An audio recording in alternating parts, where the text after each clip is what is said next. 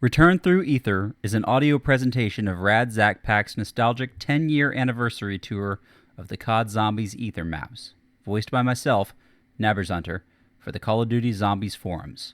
Join us at the original Zombies community, callofdutyzombies.com. The first word that comes to mind when I think of Nacht Der Untoten is simple. The layout was simple, the gameplay was simple, and the story was simple. Yet everything we love about zombies can be owed to this little experiment. Unfortunately, I do not currently have my World at War disc with me, so for the sake of trying to be as authentic as possible, I played the Black Ops Resurrection version. This rendition, in my opinion, is the most inferior of the three made over the last 10 years. Unlike the World at War version, the ambience is kind of ruined by talking characters, which not even Black Ops 3's Chronicles has.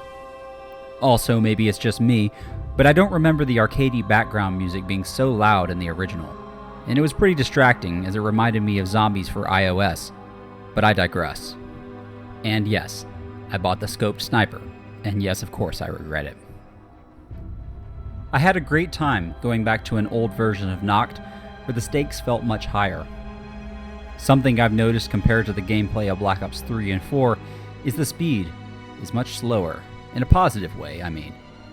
I think a symptom of zombies becoming more mainstream and the need to keep adding ways for a player to dominate have led to an unnecessary change in overall game speed, at least in the early rounds. In the original Black Ops, if I go down in the early rounds, it's because I stepped too close to the zombies and was double swiped, but I learned something from the experience. After Black Ops 3, however, going down on early rounds happens a lot in my experience, due to trying to start setting up, and the last zombie has already started running at full speed, which is simply frustrating.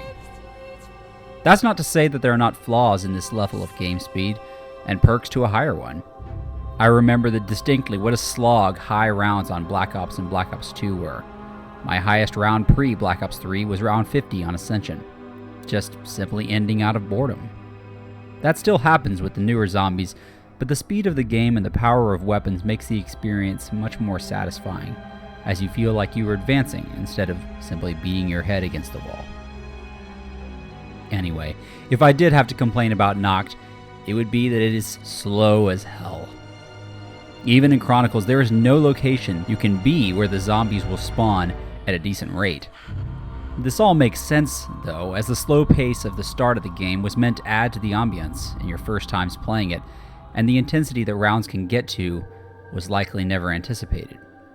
But it's a reasonable con to the map. Apart from that aside about speed, there really isn't a whole lot to say about the map. I appreciate what it is. Apart from Richtofen screaming, "I will watch their heads explode!" Here in Black Ops, the atmosphere still holds up to this day, including the lighting and fog effects. Also, more specifically, I will always appreciate the mystery presented by the simple intro cutscene and the plane wreck just outside the besieged bunker. In today's game, I got to round 11 before dying to the BS Thundergun glitch. I feel my life slipping away!